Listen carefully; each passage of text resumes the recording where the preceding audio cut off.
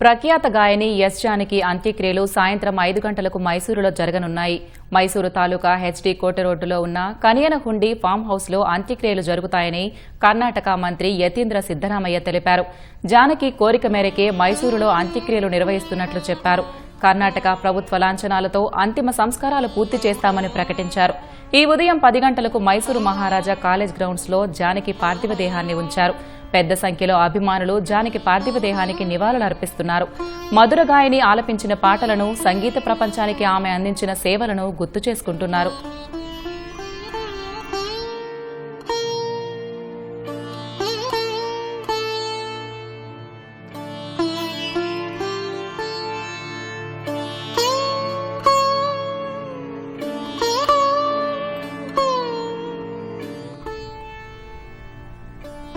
జానకమ్మ మృతితో దేశం ఒక సంగీత దిగ్గజాన్ని కోల్పోయిందని రాష్ట్రపతి ద్రౌపది ముర్ము పేర్కొన్నారు.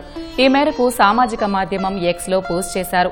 జానకి తన గాత్రంతో ఎన్నో తరాలను మంత్రముగ్ధులను చేశారని రాసుకొచ్చారు.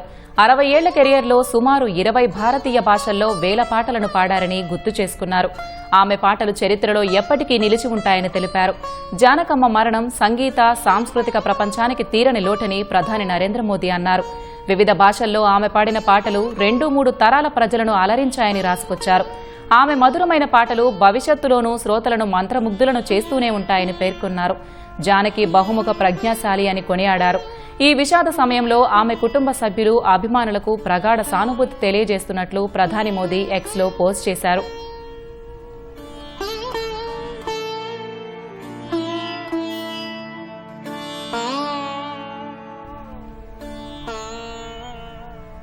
దక్షిణ భారత గానకోకిల ఎస్ జానకికి ముఖ్యమంత్రి చంద్రబాబు నివాళి అర్పించారు. క్యాంపు కార్యాలయంలో జానకమ్మ చిత్రపటానికి పూలమాల వేసి భారతీయ సంగీత రంగానికి ఆమె అందించిన విశిష్ట సేవలను స్మరించుకున్నారు. తెలుగు నేలపై జన్మించిన జానకమ్మ 6 దశాబ్దాలకు పైగా తన అపూర్వ గానంతో కోట్లాది సంగీతాభిమానుల హృదయాలను గెలుచుకున్నారని కొనియాడారు.